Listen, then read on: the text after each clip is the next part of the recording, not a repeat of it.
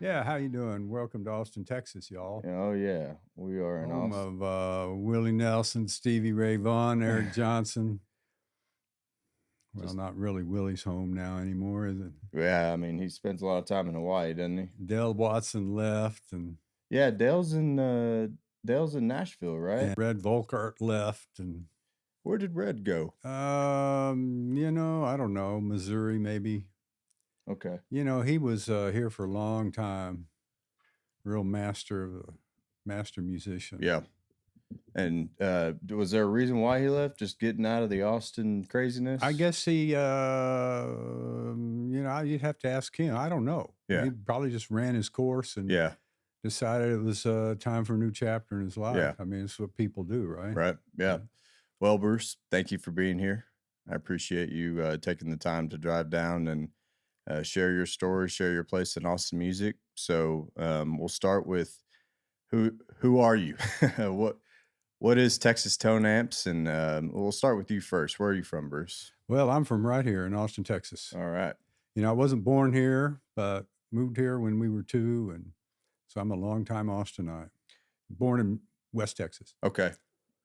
Always a musician, musical family? Not a musical family, except Okay. for listening. My dad was a folkie, listened to folk music. Sure. I grew up on folk music and show music, and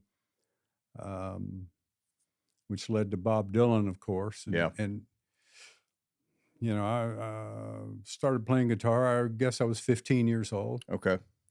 And my brother started playing.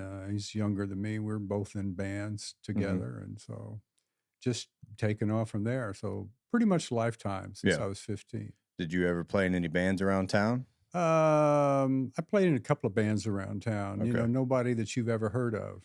Sure, but this was like all growing up, all throughout high school, college.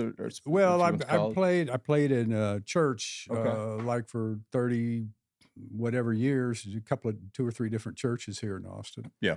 I played in one country band, country gospel band. We played youth groups and played restaurants and places like that. I played in a what I like to call praise rock. Some people likened it to Steely Dan kind of thing. Oh, wow. I wouldn't, but it was kind of jazzy pop rock. Christian music, and we played at summer camps and churches, and we traveled around Austin, Houston area. Okay, so you're kind of regional playing that. Yeah. Was there a circuit with that? No, it's just churches and church youth groups and summer camps. And then I played in a band, Bob Dylan and the band, tribute band, so to speak.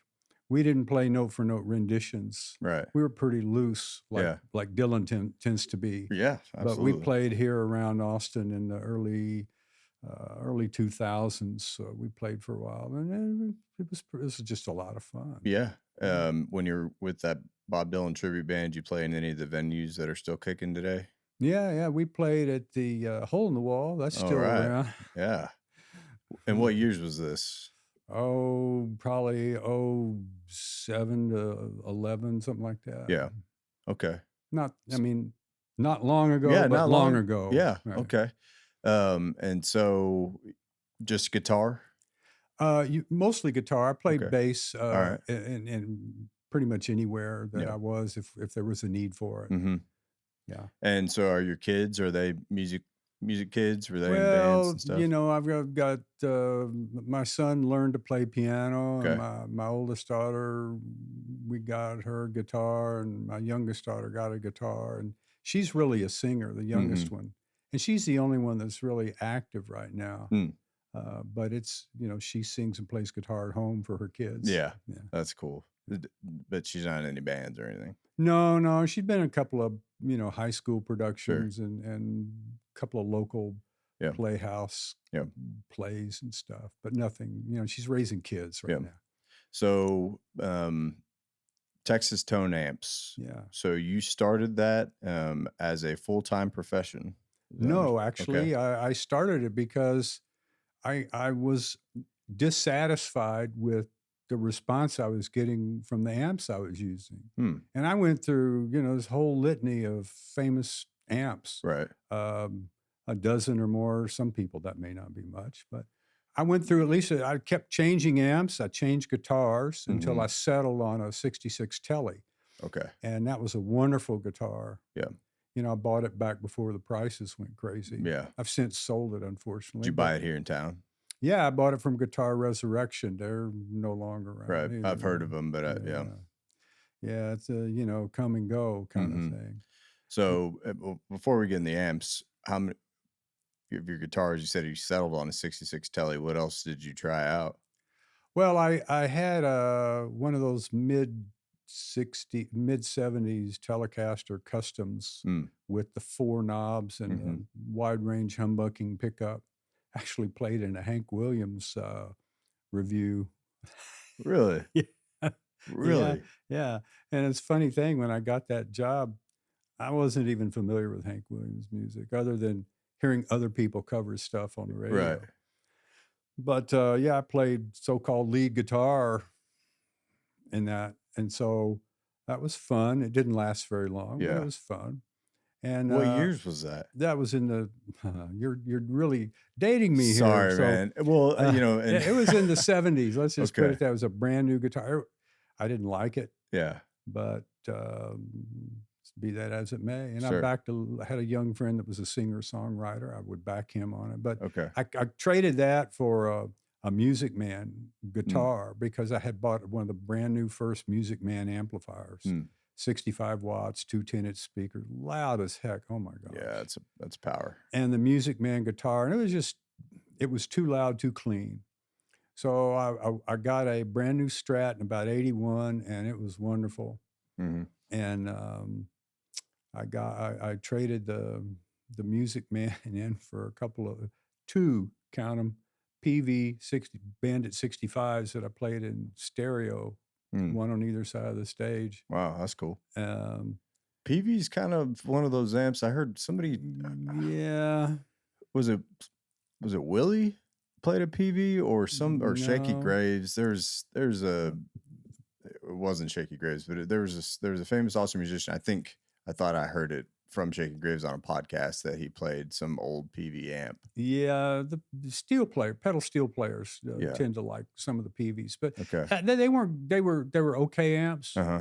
And I used the clean channel and played them through the stereo chorus, and it worked for a while. But again, it wasn't the sound I was looking for. Yeah, and that's what it's all about, the sound that you're looking for. Yeah, absolutely.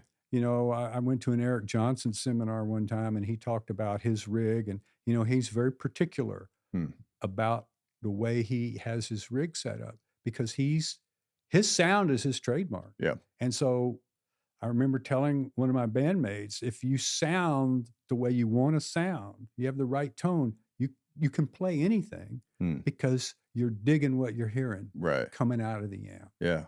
And that's what Texas Tone amps is all about. You hear it and you feel it. Yeah. And so anyway, I without droning on and on for an hour, I went through a succession of amps and guitars until I settled with settled isn't the right word, but it came to an end of my journey with a 1966 Telecaster back around in the early 80s. Okay. And a early 70s Fender Pro Reverb. And that is what I used as my main gigging thing up until the 90s. Do you still have the amp? I don't have any of that stuff anymore. I went broke and had to sell everything. Yeah.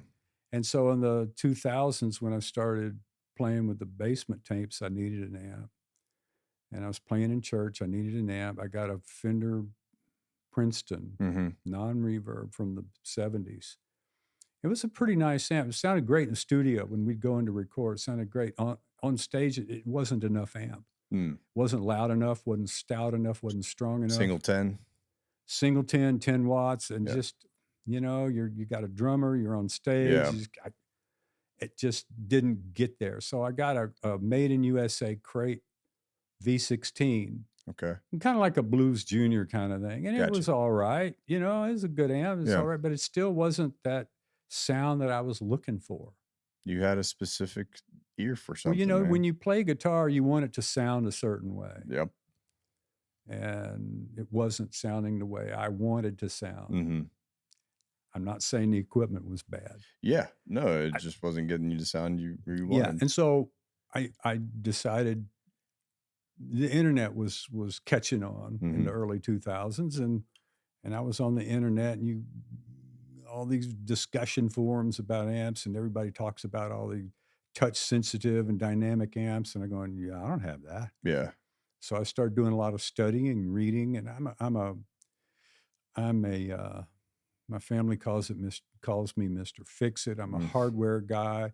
I mm. took auto mechanics in high school, learned troubleshooting concepts, and I worked on did all the repairs on my car and at home and all that stuff. I can build a guitar amp. Hmm.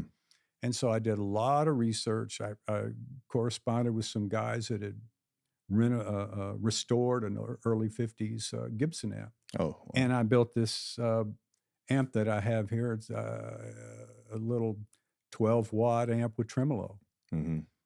kind of a 50s style amp. And I lent it to a professional guitarist friend of mine to play for a gig. And he loved it. He just loved it, absolutely loved it. He said, don't change a thing. And I called it Texas Tone because, well, why not, Why right? not? Yeah.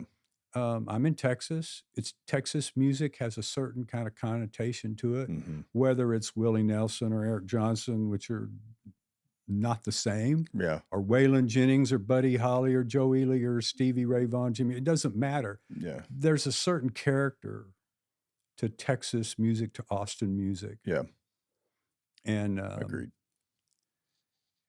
and I did a search for trademark search for Texas Tone, and nobody was using it. So Wow. there you go. I called it Texas Tone. What'd you call the amp when you built it? And before you get into the name, when you say you built it, you're hand wiring everything? Yeah, Yeah. I bought an old cab, Okay. and I bought just a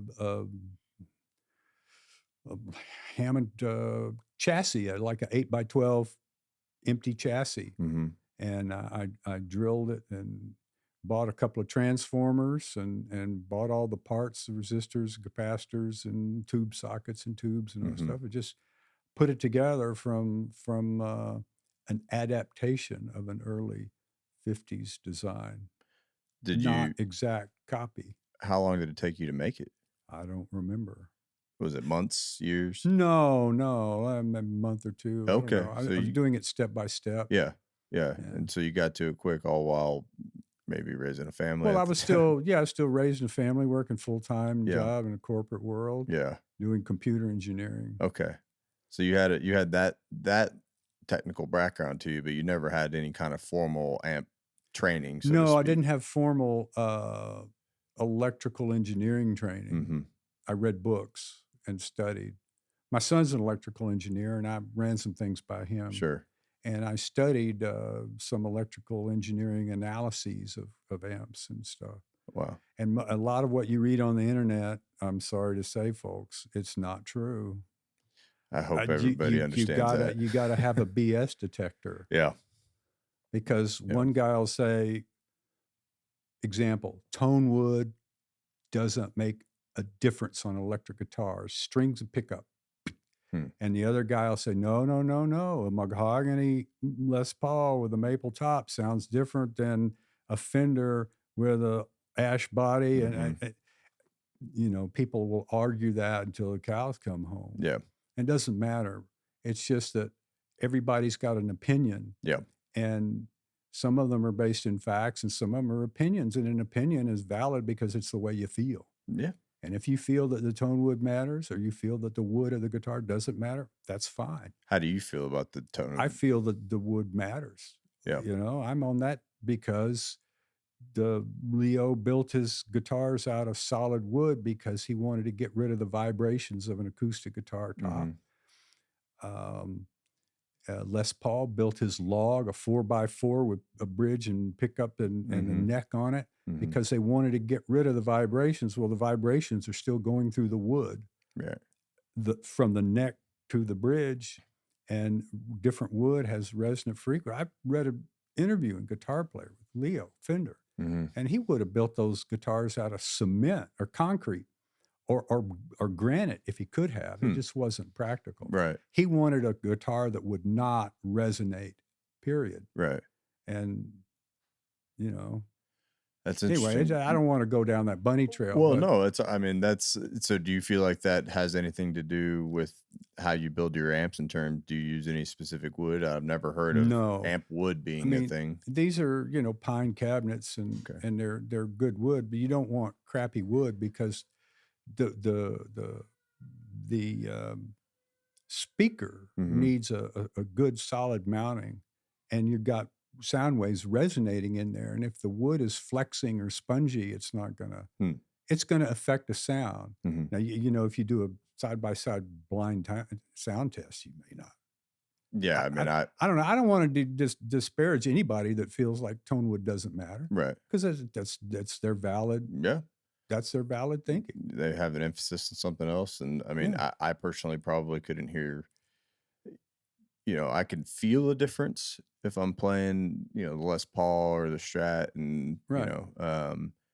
but I don't think if you were to put the same exact amp settings and obviously you can hear the difference tonality between a Sure. Les Paul and a Strat, Oh but yeah. if you were to have a Les Paul with wood type A and a Les Paul with wood type B, I don't think I, my ear could pick that up. yeah. But it's up to the player, like you said. It's up It's up to to the player. this Les Paul weighs all of 3 pounds, or it Wow. is the lightest That's guitar. very light for a Paul. It's chambered. Okay. It's a reissue, and I don't remember the year. I think it was they had put out a bunch of 50s gold top Mm-hmm. reissues, and Mm-hmm. I think that it's not a gold top, but it came out of that Yeah. era of Yeah. reissues, and those P90s sound great. Yeah. Yeah. But then that Strat feels like a log Really. next to the Les Paul. It's a 61 reissue, but that thing is heavy. Right. Out of all the Strats I've Well, ever played, it's the yeah, heaviest you got Strat. so many differences there. You got single coils versus Mhm. P90s. You got different wood, different weight. Their guitars are going to sound different, Yeah, absolutely. and they're going to feel different. And the Gibson's going to have a higher output. Hmm. Like I have a Telly at home that I use to test my amps, and it's low output, a Do you do low that? gain. Do you do And that intentionally? yeah, I do that intentionally because that's the way I like my guitar. But I also have a PRS with humbuckers on there Mm. that's a higher output. Mhm. So I get to test the guitar, test the amps with a low output Okay. Yeah. Telly and a high output Yeah. humbucker. So I can see how they Yeah. sound both ways because that's important. I Yeah. don't know what somebody plays. Yeah. So, how many amps have you built so far? That's a closely guarded secret. Fair enough. Fair enough. Fair enough. But, do you at least know how many states and countries you're in? Well, as far as I know, they're all in the United States, and Okay. and we're basically coast to coast. I've got Awesome. numerous ones out in California, Okay. Oregon, up in New England, Connecticut, Massachusetts, Delaware, Virginia, Okay. Colorado, Texas, Are these Nashville. people that have found you through the internet, found you through musicians that use your amplifiers? Well, I did I kind of analyzed what's going on, and so um, the majority of sales now have come over the from social media. Oh, is that right? Yeah, because they hear about me or something. So I divide them into like trade shows, like guitar shows, and social media, and then friends and family, which is people I know. Right. Anybody that I happen to know, and they buy an amp, that counts as friends and family. And the number Mhm. one right now, it used to be like 40-40-20 with friends and family being 20, and now it's more like 50-30-20 in favor of social media. Well, I'm glad to hear that that's something that's working for you because that's a tough game to play. It is, but I've had some good advice from Good. guitarists and marketing people on how to promote Okay. on Instagram, and so that's a very recent development. Okay. Good. And so I know that one of the local artists that use your amps is Ellis Bullard. Yeah, Ellis Bullard. I don't know how. I don't even know how he came to me. Oh, is that He's right? been to my house. He's been to my workshop. I've seen him perform numerous times. We're going to go see him in Antone on August the 16th. Antone's on August 16th. But he just heard of me somehow, Hmm. and he asked for an amp. And it's a Texas Tone 12, which is the first amp I built, my signature amp, my most popular amp. Replica of this? Yes. Okay. And he had a Princeton 68 custom reissue, which is like 12 watts, a 12-inch speaker, Princeton reverb. But he wanted something different, and so I sold him that one, and he said, well, can you, he's playing country music. Yeah. He doesn't want anything bluesy and distorted and all that. So he said, can you give it a little more volume, a little more headroom? I said, sure. So first thing we did was he changed the speaker, put a more efficient speaker in there, make it a little bit louder. He said, can you give it a little more? And I said, well, yeah. And so we ended up just re-engineering. This is gets technical talk here, but we took it from a cathode biased, really a 10-watt amp, to a fixed bias 24-watt amp.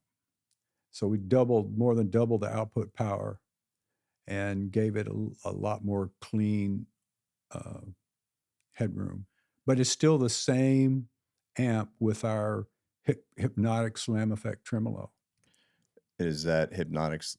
Is that your tremolo, or is That's that my tremolo? Okay.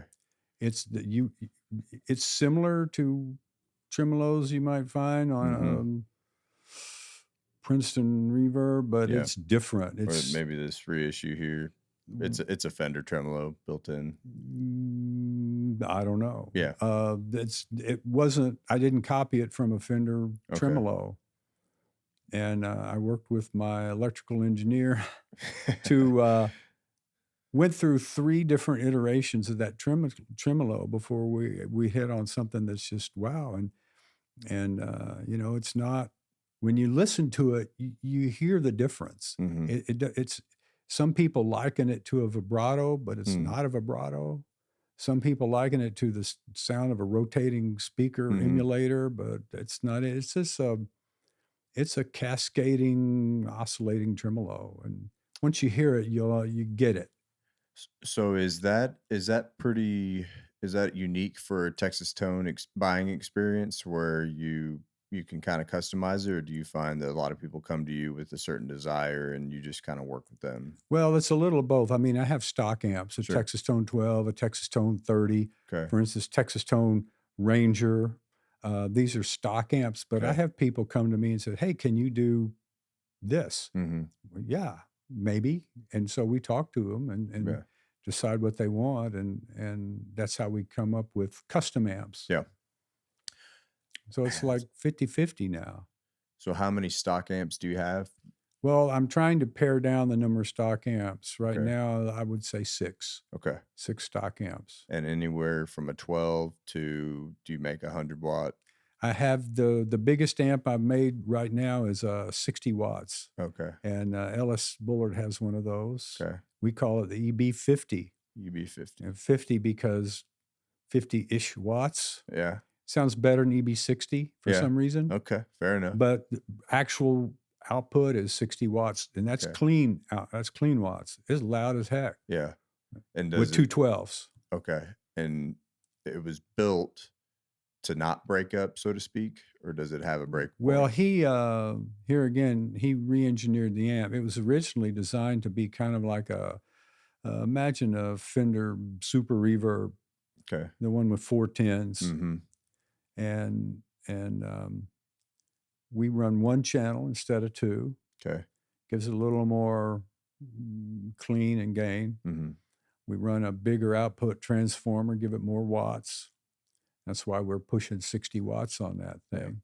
And then I made it to get more of an SRV kind of sound, but Ellis wanted it cleaner. So I unengineered, took out some of the changes to make it that SRV a little bluesier and made it cleaner. And so he loves it. He's touring all over the USA with that thing. Good, man. That's awesome. So is there a standard? Do you typically do a 2-channel amp with all of your standard amps? And I don't want to use the term standard incorrectly, so correct me if That's I'm fine. wrong, but all of your, do you typically have a clean, a gain, and then tremolo built in? No, we Okay. we we do single channel Mm-hmm. amps, and I do dual channel amps. And Okay. some of the dual channel amps, like the Texas Tone Traveler, Texas Tone Ranger, which is the same circuit, Mm-hmm. it's about 35 watts, and it has two channels: a low gain vintage 50 style channel and a modern high gain channel. Okay. And you can either get it separate channels or foot switchable to Oh. go between the two. Now, in the separate channel model, unlike a Fender reverb type amp, Mm-hmm. you can actually combine the channels and they're in phase.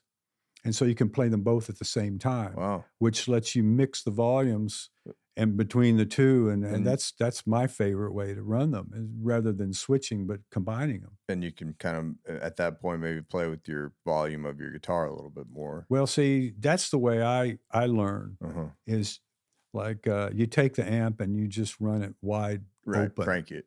Yeah. Crank it everything to 10, Mm-hmm. and then control your guitar. Everything from there. Yeah. But everybody doesn't play that way. Mm-hmm. People have their own styles. Some Yeah. people use 24 pedals, and some people use one pedal, and some people use no pedals. Right. So you have to take that into account Yeah. Take that when into you consideration. design an amplifier. Yeah. I mean, I look at a guy like Eric Tesmer, Mhm. who has, like you said, he has the 24 pedals. Yeah. Right. He's got the full setup. Yeah. He's playing. He's got the Leslie speaker. Mhm. And then you got a guy like Jimmy, Yeah. who I don't know what kind of effects he plays with, if any. I've never noticed anything on the floor when he's playing. Yeah.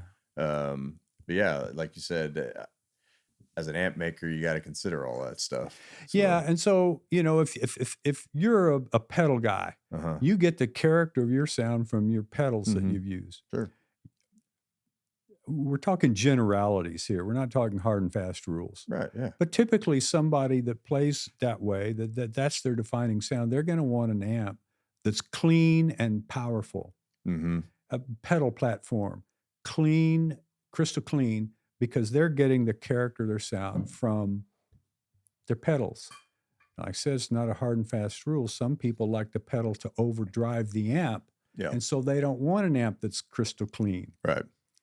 And if you're a guy that doesn't use pedals, you're going to want an amp with natural breakup and maybe less clean headroom, unless you're a country picker that wants to play loud and clean, or you're a jazz you got to know what you want and how to get it. So outside of Ellis Bullard, any other artists, not just around town, but nationally, maybe that play your stuff? He's probably the most active on tour right now. Okay. Some of the people that have our amps, they're musicians and they're busy, but I don't always know what they're doing. Mm-hmm. You know, I've got a guy out in California that's made a couple of really good YouTube videos for me. He's an awesome guitar player, and he's actively playing out in California. Yeah. But it's like I don't always know what he's doing. Yeah, I would love to introduce you, and I will after the show. His name is Reese Steigel. Mm-hmm. Have you seen him on Instagram or on YouTube or anything? I may have, but so I'm not sure. He's from the UK. Okay. I've seen his name. I've seen it. And he played here recently. And I was lucky enough to have him on the show. He brought his custom Strat. Mm-hmm. And I'll let the show, I won't tell you his whole story here, but his biggest influence is Stevie. Sure. And he plays a lot like him, Mm-hmm. has the tonality of him. Mm-hmm. So I'd love to introduce you guys. It'd be cool to see if something comes out of that, and just so you can, make a connection. Well, Stevie Ray Vaughan is very popular. Mm-hmm. He was an awesome guitar player and a good showman too. Yeah. And I had the privilege to see him, live here in Austin. Oh, did you? Where'd you see him? At the old Coliseum. It doesn't even exist anymore. Right. It was a double bill. Oh, is that right? Eric Johnson and Oh, Stevie Ray Vaughan. Now they're like they both play strats. Yeah. They're both, but they're worlds apart as far as what they do. Totally different. Different styles of music. Yeah. But it was great because you got both of them. Mm. And so Wow. that was a real treat seeing that. But, you know, he had they have their setups. Mm-hmm. And so I built 2 amps that people want to say, I like the way Stevie Ray Vaughan sounds. Mm-hmm. And so I built one that's a single 15-inch speaker. It's about 45 watts. Yeah. And it's just a straightforward amp. They're all my own design, but I guess the most similar would be like some of those old blackface basements. Mm. And, you know, I've sent one to a guy up in Ohio. He says, I've been playing since I was 17, and he's, you know, an older man, Mm-hmm. not old, but Sure. probably in his 40s. He says, this is the best amp I've ever played. Wow. And it was designed he wanted to get that SRV kind of sound. Mm-hmm. But then that goes back to the precursor to the Ellis Bullard amp that I tried to get more of a Stevie Ray Vaughan thing. And I call it the XTM 45. Okay.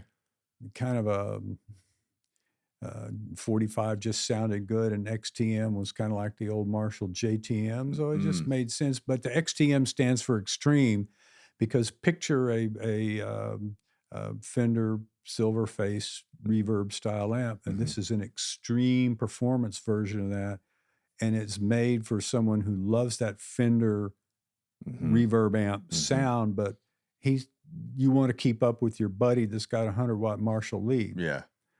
And so we make the XTM 45 so that you can get that Fender thing going at Marshall's levels. What do you think about a guy like Joe Bonamassa that's got a Dumble, you know, I mean, he's got 14 amps on stage. Yeah. You know, I mean, like you said earlier, that's his thing.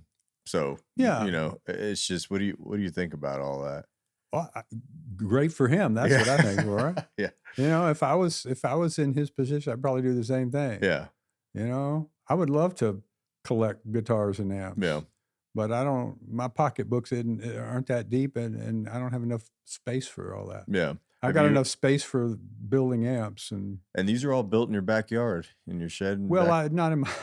I have I guess a workshop. Yeah, right. A workshop out behind my house. That's awesome. And it's fully equipped. You know, I got a drill press in there. I've got oscilloscope and soldering station and computer and everything I need to build an amplifier is in that now. You know, full disclosure, I don't build the cabinets because I'm not a woodworker.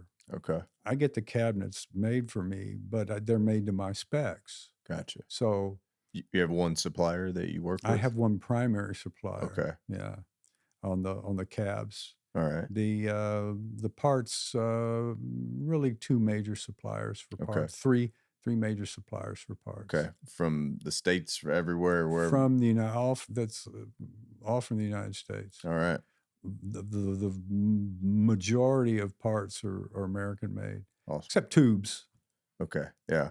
What kind of tubes do you typically put in your amps? I prefer the JJ electronic tubes, the old Tesla plant in the Slovak Republic. Okay. Electro Harmonics, which is now New Sensor, they're made in St. Petersburg, Russia. Yep. They have the Mullard brand, the Tungsol brand, the Electro Harmonics brand, several other brand names. Gotcha. And they make good tubes. And then there's a lot of people that they get their tubes. There's only like 3 major plants building tubes. I was going to say, why Russia? I always never understood that. That plant in St. Petersburg has been around for decades, making, you know, the Sovtech tubes. And there's the Chinese plant, which is now PS Vane, I believe. You know, they're making tubes. And so the American tube, you know, GE, Sylvania, RCA, they got, when the TV business went solid state. I see. I used to work for an RCA GE distributor, and we sold all the RCA and GE tubes, and we sold all the parts that go into a tube amp. But they were used by TV people and radio people. And when that business dried up, those companies, RCA went belly up, and GE moved in different directions. Right. And so that there's somebody making tubes here in the United States, but not the kind of tubes that I'm using. Yeah. And man, and so all the components, the knobs and everything, is that your design? Well, the amps are my design. Okay. I use as much what we call commercial off the shelf. Gotcha. COTS. Yeah. Makes sense. I use as much of that as I can, because you can get transformers custom wound, Right. but you can also get a deluxe reverb transformer from half a dozen different people. Right. Well, why get one custom engineered when the difference is minute? Right. And drive up the price. It drives up the price. So I don't build to a price point, but I am price conscious. If I can get a quality transformer for $100 versus a custom transformer for $250, I'm going to go with the high quality $100 transformer, everything else being equal. Yeah. But the amps cost what it costs me to make them, and then I sell them at a competitive price. Yeah. And so I'm not trying to make a amp that costs X dollars. I'm trying to make the best amp I can, and then price accordingly. With your speakers. Yeah, well, I'm an original equipment manufacturer for Jensen speakers. And Jensens are popular because that's what comes standard equipment on, like a Fender Deluxe Reverb or Twin Reverb, those kind of things. And so people are used to that, and they're good speakers. They're made in Italy. I use them quite a bit. Now, I've been using Eminent speakers because they're more efficient and louder, and different sonic characteristics, made in Eminence, Kentucky. But they recently got bought out. So I'm using Tone Speak now in some of my amps that are made in Minneapolis. And it's the people that used to work for Eminence now working for Tone Speak. Anthony Lucas, the speaker guru in the United States, designs their speakers. And so I'm using those now. Now, if somebody wants more of a rock and roll, Marshall British type sound, then I'll go with a Celestian, because that's what they're used to hearing and that's what they want to hear. So, but I wrote a blog, Change Your Speaker, Change Your Amp. You put a chimey speaker in your amp, and then you put a warm jazz speaker in your amp. It's going to sound like two different amps. Right. Even though it's the same amp. Yeah.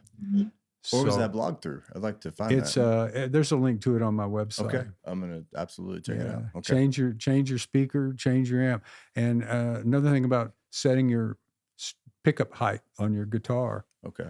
I talked about earlier how my Telly's a low output. I lower the pickups to get more dynamic response and less overtones. What they call stratitis. You got three pickups. You get them real close to the strings, and the magnets pull the strings down. Now, Gibsons are different because it's a different kind of deal with those humbucking pickup. Right. But since I play a Fender, I have to be conscious, and so that keeps the lower output, but also gives it a different response. All right. And you were telling me about how you go about selecting your speakers. Yeah. Yeah.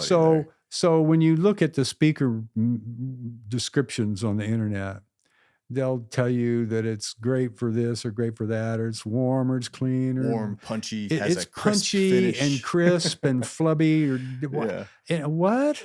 What does that mean? No idea what that means. And so I look at being the engineering type, I look at the frequency response graph. Yeah. And I'll see where the peaks are. I'll see, like, if it's a peak at 200 hertz or 2000 hertz, or if there's a dip in the mid range at 800 hertz. I'll see where the peaks and valleys and how flat the thing is, and it gives me a mental picture of the sound of the speaker, because I read the graph. Yeah. And it also tells me how many dB, if it's 90 dB or 100 dB. Well, a 100 dB speaker is going to be louder than a 92 dB speaker. Right. And like the Jensen, they usually come in around 93 to 96 decibels. And an Eminence might come in at 100 to 102 decibels. Well, it may sound half again as much louder, just everything else being equal. But everything else is never equal because the frequency response curves are different. So I choose them not by the marketing lingo, but by the Right. frequency response graph. Wow. And is that one thing that you just, I mean, and obviously I guess your ear has something to do with that, but I guess you bridging the gap between what your ear likes or what you want out of your tones and the scientific. Yeah, because they use terms like American and British. Hmm. What they mean is Fender and Marshall, right? Yeah. Okay. Yeah. So Fenders are known for a scooped mid. There's the mid range is almost like a V shaped. It's a valley shape with the peaks being on the treble and bass. And the Marshall is less so. It has less of a mid range scoop. Right. And so that in your face tone that Marshall's known for, a lot of that comes from the mids and the way that the treble and bass are juxtaposed against the mids, whereas the Fender bright, sparkly, and bassy sound comes from taking out a lot of the mids and emphasizing the lows and the highs. And so when they do that with speakers, well, you can double up and overdo it. You can get too much mid and it's like sound horrible. You get too much of a scoop and it sounds horrible. So it's not one answer fits all. Yeah. It's like that's why I like working with musicians that have an idea of what they want. If a guy says, well, I want to sound this way or that way, well, then I know which amp to steer and what speakers might work well. And sometimes some guys, guitarists, some of them know nothing about the technical aspects of of what makes up an amp. They don't know a resistor from a capacitor. Other guys are total gearheads, and they want to know what value capacitor are you using in there. Yeah. And so nobody's the same. Yeah. So I'm the prior. I like working with people, and it's important for me to know because I don't want to just talk, tech to somebody that's not a tech oriented person. I want to talk music. What do you want to sound like? Yeah. Well, you certainly have a passion for it. I really do. It just comes from years of playing and not being satisfied with the amps I was using, and until I built my own amp, and it's like, okay, this is the amp I wanted 20 years ago when I was gigging every week. So, have you been able to connect with anybody else locally? Do you ever go to shows and try to? I don't want to say push the amp, but do explain who you are and what you do? Trade shows, I not don't do a whole lot of that. Okay. Because I'm an introvert and I'm a hermit, and I'm like the proverbial guy back in a cave building amps, I love that. Yeah.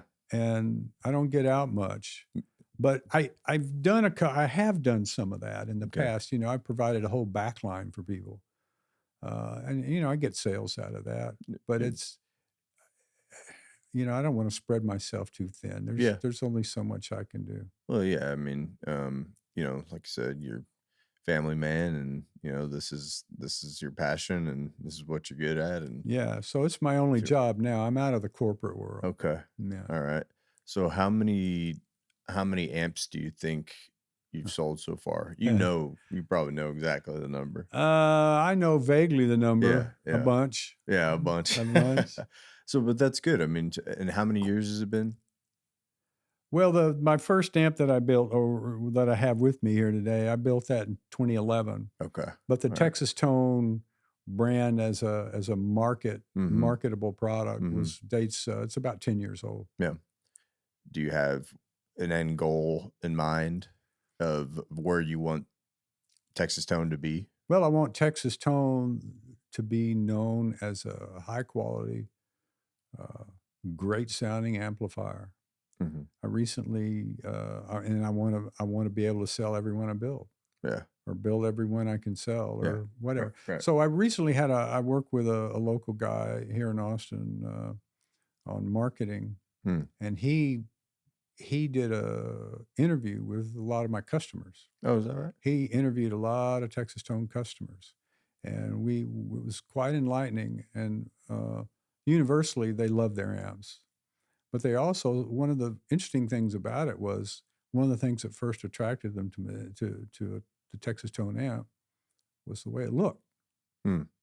which which surprised me. You know, Really? What was surprising about well, that? because if you're going to choose an amplifier, what's the first thing you're going to want when you Sound. choose an amp? Sound. But they're drawn to Texas Tone because the way they look. Yeah. Yeah, actually, yes. And so, you know, you got a Fender amp. What do they look like? They're black with a kind of a silverish grill Mm-hmm. cloth. And Mm-hmm. you've got a Marshall amp. What are they? They're black with gold Mm-hmm. appointments. Right. You got a Vox. What are they? They're black. You get a Right. PV. They're black. You got a black. I didn't want another black box. Yeah.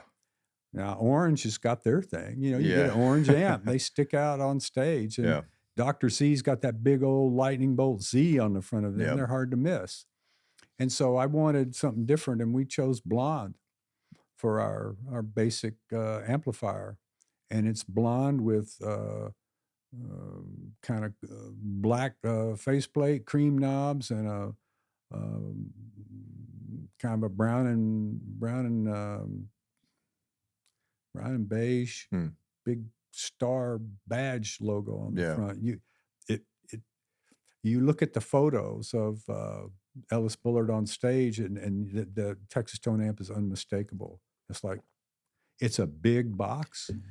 Was that all intentional? Or you just trying to? Absolutely. Yeah. Yeah. I didn't want to be another black box. Yeah. These amps are unique. There's no other amp like a Texas Tone amp on the market. And that may sound like braggadocious, but I'm a very humble guy, and I'm not braggadocious. Yeah. I just know that, you know, if you want a Blues Junior or Deluxe Reverb or a Marshall lead, buy one. Mm-hmm. But I don't make those. Yeah. And so I make stuff that you feel it and you hear it, and it's like, wow, this is different. I've seen a couple snakeskins. I have some burgundy snakeskin, and that came from a customer request, and I use that with gold. That's my favorite, honestly, that I've And seen. you know, it's polarizing It's awesome. because some people say, "Oh, I hate snakeskin. I love the blonde," and some people say, "Man, I love that snakeskin." So Yeah, to each his own. personal I mean, preference, yeah. man. You play a Telly or Les Paul or Strat or PRA, Yeah. whatever. You just play what you want to play. Yeah. Play what feels good and sounds good to you. Right. I don't hold anything against anybody. I don't have anything against Fender or Yeah. Marshall or any of those people. Do you have any relationships with any of those manufacturers? Have you met None anybody? whatsoever. Really? I Okay. put the disclaimer on my website. Uh-huh. I says, we are in no way affiliated with Fender, Marshall, or these other companies. Because in some cases, I'll say, I have an amp that's based on a deluxe reverb, Mm. but it's not a deluxe reverb. Sometimes I jokingly call it not a deluxe reverb. It's in a deluxe reverb style cab. It looks like a blonde deluxe reverb, kind of, sort of. Mm-hmm. But it doesn't. It does stuff that a deluxe reverb can't do. Well, do you do that sometimes to maybe help folks draw a comparison to what it Yeah, might look you know, and I do feel guitar like? shows, and people come up and say, "Are these like Fenders or Marshalls?" Huh. And the answer is yes and no. Yeah. They're not Fenders. They're not Marshalls. It's maybe more like a Fender or maybe more like a Marshall, Right. but you know, I guess there's exceptions. I have a little amp that it's like a Marshall stack in a 25-watt deluxe cabinet. Hmm. It's loud as heck. Wow. Yeah. It's a master volume, like a JCM 800 master volume lead amp, but it's 25 watts and it's a little 30-pound Yeah. Fender Deluxe cab. Wow. It sounds awesome. That's cool. Well, Yeah, I mean, I saw the snakeskin one, and that was my personal favorite. I just like the way it looked, man. Yeah. But But it's see, there there's you go. People are drawn to them because of the way they look. yeah. Well, I mean, there's something to be said about that, absolutely. And I mean, you know, this is a tweed. Yep. It looks different than Yep. your tweed, Yep. and obviously this is audio only. I'm pointing to my amp, Yep. but and I love this amp, and it's done me well, but it is so loud for what I do, Sure. and I'm on volume 1.5 in the house Yep. and 2.5 in the garage, Yep. Yep. and so I can't get it to break, Yep. and so that's honestly why I became a pedal guy. Yeah. Was because I needed something to. Yeah, you could feel free to move that around, because I wanted something to get a little dirty, Right. Well, see, we build for guys like you. I've got amps that sound great at low volumes. Which ones are those? Well, I've got one that's called the 210 Special. Another Okay. one's called the Reverb, the Studio Reverb. They're made to sound. So here's how this came into being. This man passed away a few years ago, but he was a wonderful Telecaster, chicken picker, playing from England, Hmm. and he had a boutique amp based on the old Tweed Bassman, but it was too loud. Yeah. Like you were saying, he the only way he could get it to sound the way he wanted at the low volumes for playing in the local clubs was, to drive it with a pedal. Mm-hmm. And so what I did is I took the basic architecture of the old Bassman Okay. and reproduced it in a way that was only about 20 watts. And you can play it wide open and it'll break up.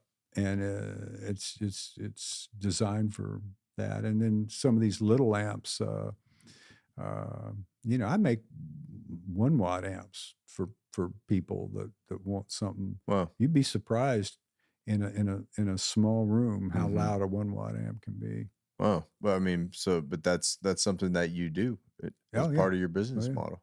yeah. Interesting. I never even would have thought of that. And so this quote, not a deluxe reverb I was Mhm. telling you about, deluxe reverb, everybody plays one and they're well known and well loved. And they're 22 watts. Hmm. And you can get them to break up, but they're also loud enough to play on stage. So for most people, sometimes they're not loud enough. It depends Yeah. on what you're doing. Right. But this one, it's only 14 watts. And we totally re-engineered the reverb and totally re-engineered the tremolo, to get your tremolo get in my there. Hypnotic Slam Effect tremolo. I love that And name, by the so way. it's designed to get Ted Nugent stranglehold sound Okay. at low volumes. Oh, wow. That was the design goal. And I don't care if you like Ted Nugent or not. It doesn't matter. You just listen to his song Stranglehold. If you like that tone, you would like this amp. Okay. And I it's not mean, that it's loud, yeah. but it's not Ted Nugent loud. Do you have on the 210? Do you have an output to where we could, plug into the back of a cabinet or external Yeah, I speaker? mean, I take a design cue from Fender on that, where they had internal speaker, external Mhm. speaker, and depends on the amp. Sure. But yeah, Yeah. I usually have, or you just swap one out. Mm. Some amps have 8 ohm, 4 ohm, whatever outputs, and You're some right. have one output, and some have an extension speaker output. Depends on the. Yeah.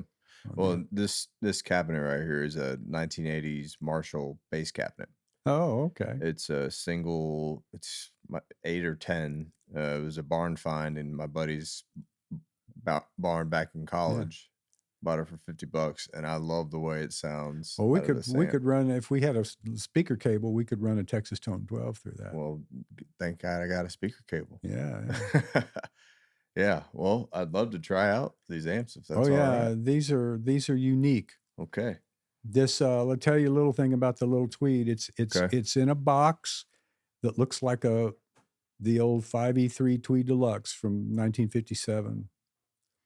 And that's what it's based on. And I didn't bring it with me, but you go on the internet and just type in issues users have with a 5E3 Tweed Deluxe, and you'll come up with uneven bass response, or too much bass response, farting out, not enough clean headroom, too early cutoff distortion, noisy. You come up with, people love the amp, but they are bothered by some of the drawbacks to the amp. Well, we fix all that. So it's a not a Fender Tweed Deluxe. What we've done is we've given it a little more a little more clean headroom. We've given it no noise, no hum, no hiss, no buzz, and a more even frequency response. And so we added standard safety features to the tubes for extra long life and all that kind of stuff. So it's like a modern interpretation. Still has characteristics of the Tweed Deluxe without the problems that are inherent in that old design. That's the first amp I ever built. It's a Texas Tone 12. It's my signature amp, and it's my most popular. I actually sold more of those than anything else. When I first built the Texas Tone 12, it had like a Blues Junior speaker in there. It was very bright and chimey. And I wanted something that was a little more efficient, a little louder, and I put a very warm, clean jazz speaker in there.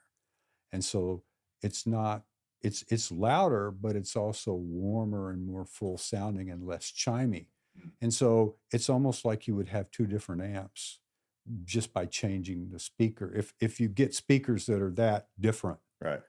You get a chimey speaker versus a warm speaker, you have a chimey amp versus a warm amp. There we go. Everything else being equal, which it rarely is, right? Well, Bruce, thank you for being here. Yeah. This has been fun, man. It's great to learn about what you're doing at Texas Tone, and where can people find you? They can find us on the internet. On the internet, Texas Tone. Texas Tone. Texas Tone Amps. Instagram, Facebook, internet. All right. You name it, we're there.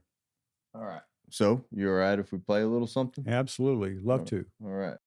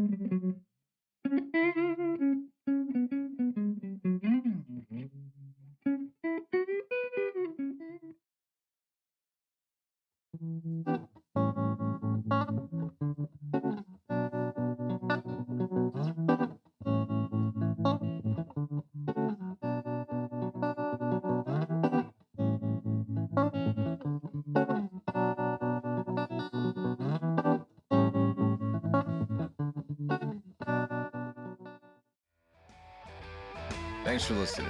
Know someone we should talk to? Give us a shout on Instagram at Austin Music People. Tell your friends, tell your family, and get out there and support Austin music.